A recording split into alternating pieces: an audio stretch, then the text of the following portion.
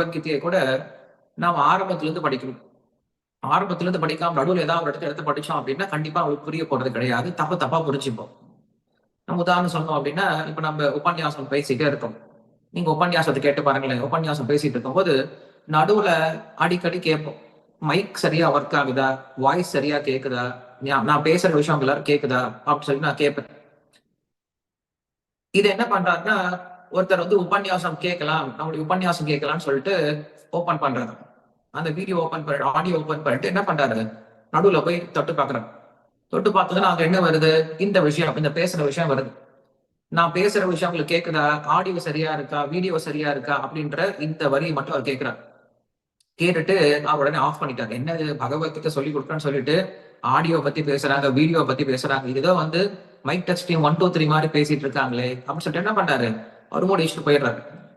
கண்டிப்பா அவரால் பகவத்கீதையை படிக்கவும் முடியாது, பகவத்கீதை கத்துக்கவும் முடியாது. ஏன்னா அவர் என்ன பண்ணல, முதல்ல இருந்து கேட்கவே இல்லை. நடுவில் வந்து ஏதோ ஒரு விஷயத்தை கேட்டுட்டு என்ன பண்றாரு, அவரா ஒரு சொந்த முடிவுக்கு வந்துடுறாரு. அது போல பகவத்கீதை நம்ம என்ன பண்ணக்கூடாது அப்படின்னா, நம்ம இஷ்டத்துக்கு இங்க அங்க படிக்கக்கூடாது. ஆரம்பத்துல இருந்து படிக்கணும். குறிப்பா யார் ஒருவனுக்கு தியானம் கத்துக்கணும் அப்படின்னு நினைக்கிறாங்களோ, இன்னைக்கு தியானம் சொல்லி கொடுக்குறேன் அப்படின்ட்டு யாரெல்லாம் போர்டு போட்டிருக்காங்களோ அவங்க என்ன பண்றாங்க அப்படின்னா, கண்டிப்பா பகவத்கீதை தான் சொல்றாங்க. பகவத்கீதையில இருந்து அவங்களும் பேசுறாங்க. மனுஷங்க எல்லாருக்கும் தெரியும் பகவத்கீதை அப்படிங்கிறது ஒரு பிரமாணமான புஸ்தகம் அப்படிங்கிற எல்லாருக்கும் தெரியும். அப்ப என்ன பண்றாங்க, அவங்க பகவத்கீதை எடுத்து படிக்கிறாங்க. கிருஷ்ணர் தியானத்தை பத்தி என்ன சொல்றா அப்படின்னு எடுத்து படிக்கிறாங்க. படிக்கும்போது அவங்க எங்க நிஷ்காம கர்மயோகத்தை பத்தி மறந்துடுவாங்களோ அப்படின்ற எண்ணத்தோட என்ன பண்றாருன்னா, வியாசாச்சாரியர் இந்த அத்தியாயங்களை பிரிக்கும் பொழுது இந்த நிஷ்காம கர்மயோகம் அப்படிங்கிற விஷயத்தையும் இந்த தியான யோகத்துல சேர்த்திருக்கார். உண்மையில கிருஷ்ணர் பேசும்போது இது 5ஆம் அத்தியாயம், இது 6ஆம் அத்தியாயம் அப்படின்லாம் பிரிச்சு பிரிச்சு பேசல. கிருஷ்ணன் அர்ஜுனன் தொடர்ந்து பேசிட்டு இருக்காங்க, அவ்வளவுதான் விஷயம். அதை கேட்டுட்டு இருந்த சஞ்சயன் திருதராஷ்டிரனுக்கு சொல்றா, இதை பார்த்துட்டு இருந்த வியாசர் தான் என்ன பண்றாரு, நம்மளுக்கு பகவத்கீதையை கொடுக்குறாரு, ஸ்லோகங்களா கொடுக்குறாரு. அப்ப வியாசர் என்ன பண்ணியிருக்காருன்னா பிரிச்சு கொடுத்திருக்காரு. ஒருவர் தியானத்தை கற்றுக்கொள்வதற்கு முன்பு இந்த நிஷ்காம கர்மயோகத்தை கண்டிப்பா தெரிஞ்சுக்கணும் அப்படின்ற விஷயத்த என்ன பண்றாரு சொல்லி கொடுத்துட்டு, அதுக்கப்புறம் தான் என்ன பண்றாரு அப்படின்னா நமக்கு ஒவ்வொரு விஷயம் போறாரு.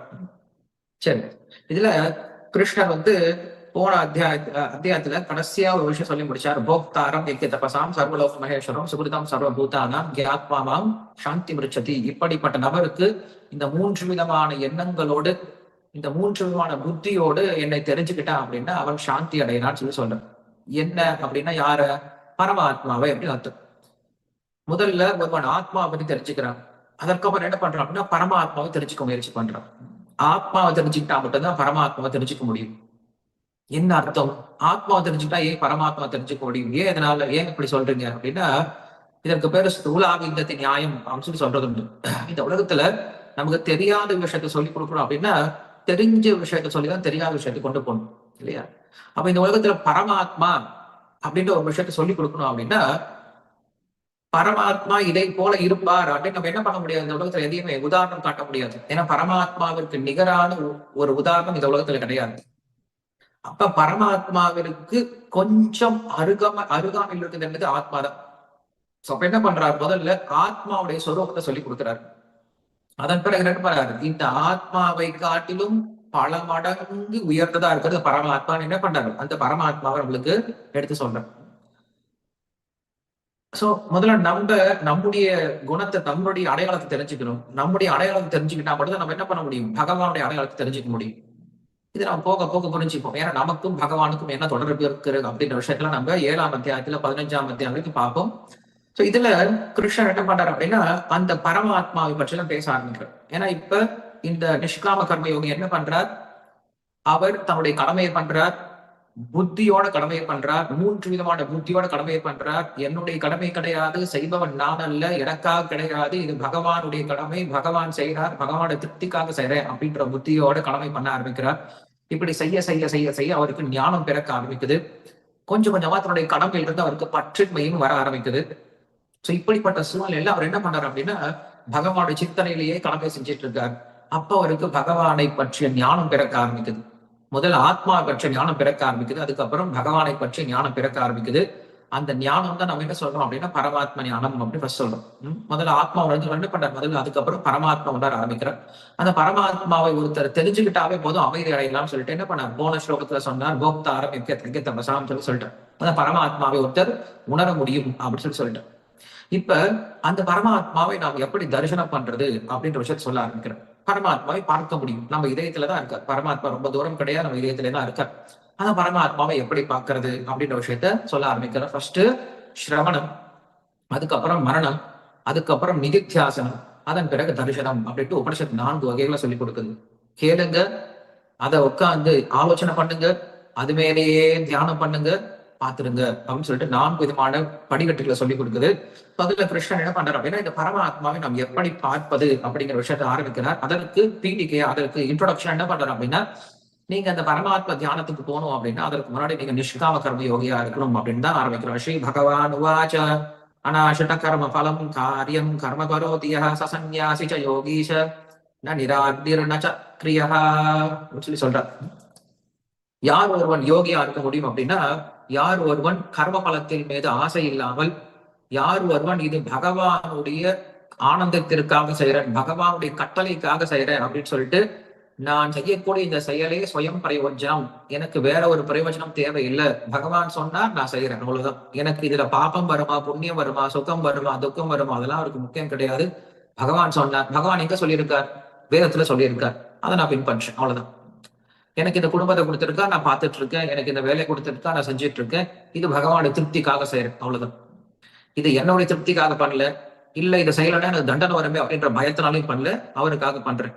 இந்த மாதிரி ஞான யோகி இருக்கார் இல்லையா, இவர் தான் சன்னியாசி அப்படின்னு சொல்லி சொல்றாங்க. இப்படிப்பட்ட சன்னியாசிகள் தான் யோகத்திற்கு சன்னியாசிகள். அப்படின்னா இங்க கிரகஸ்த வாழ்க்கையில இருக்கக்கூடிய சன்னியாசி அப்படின்னு அர்த்தம். சன்னியாசினா வெறும் காஷாயம் போட்டுக்கிறோம் கிடையாது, கிரகஸ்த வாழ்க்கையில ஒருத்தர் அப்படி இருக்காரு, பற்று இல்லாம ஞானத்தோடு செயல்பாடு பண்றதும் சன்னியாசின்னு சொல்லி சொல்றோம். நேற்றே நம்ம சொல்லியிருந்தோம், இந்த உலகத்துல பற்றின்மை அப்படிங்கிறது எல்லாத்தையும் திறந்துட்டு போறது கிடையாது, எல்லாத்தையும் சரியா உபயோகப்படுத்துறது, பகவானுடைய சேவை உபயோகப்படுத்தணும் அப்படின்னா அதுதான் உண்மையான சன்னியாசம் அப்படின்னு சொல்லி பேசிருக்கோம்.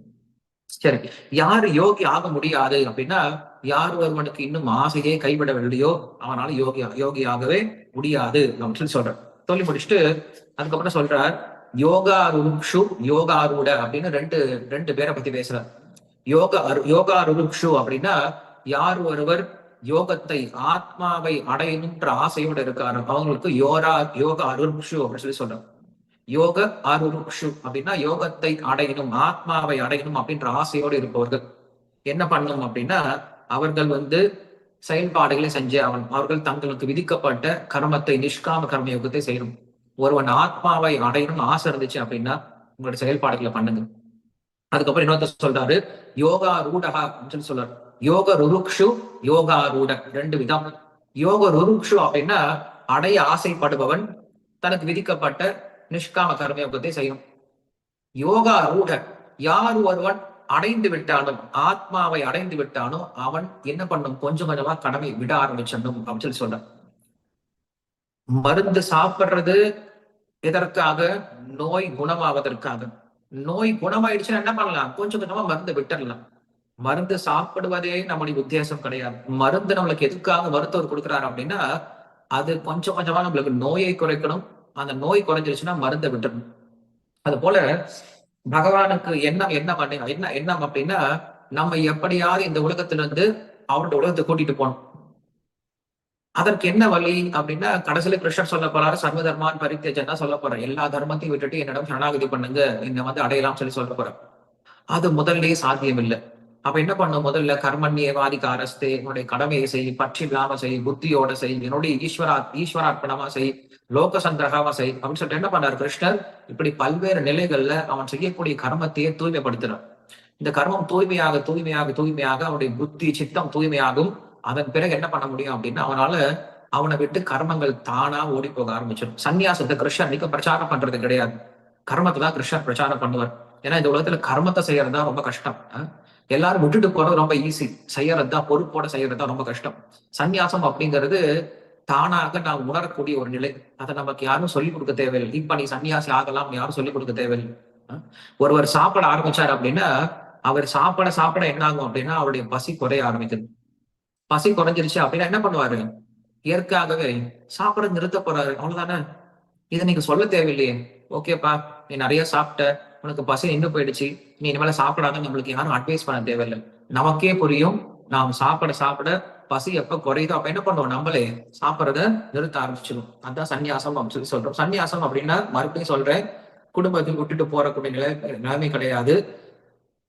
இருக்கக்கூடிய நிலையில இருந்து எப்படி இருக்காரு அவர், பற்று இல்லாம இருக்கிறது பேர் என்ன சொல்றோம், சன்னியாசம் அப்படின்னு சொல்லி சொல்றோம். பற்றில்லை அப்படின்னு சொல்லி சொல்றதை காட்டிலும் பகவான் மேல பற்றுதை வளர்த்துக்கிறது தான் உண்மையான சன்னியாசி அப்படின்னு நம்ம தெரிஞ்சுக்கிறோம். சரி, இது அடுத்தது பேச ஆரம்பிக்கிறாரு. இப்படி யோகாரூடன் அப்படின்றவன் வந்து இந்த உலகத்துல குறைச்சலானவங்க தான் இருக்காங்க. அதாவது ஆத்ம ஞானத்தை உணர்ந்தவர்கள், ஆத்மாவை உணர்ந்து அந்த உயர்ந்த படியில் இருக்கிறவங்க ரொம்ப குறைச்சலா தான் இருக்காங்க. நம்மை போன்றவர்களுக்கு அது கண்டிப்பா கிடையவே கிடையாது. நம்மை போன்றவர்கள் இன்னும் எப்படிதான் இருக்கும், யோகா ருக்ஷுவா இருக்கும், இன்னும் முன்னேறக்கூடிய வழிபாதை தான் இருக்குமே தவிர நம்ம இன்னும் முன்னேறுவர்களா கிடையாது.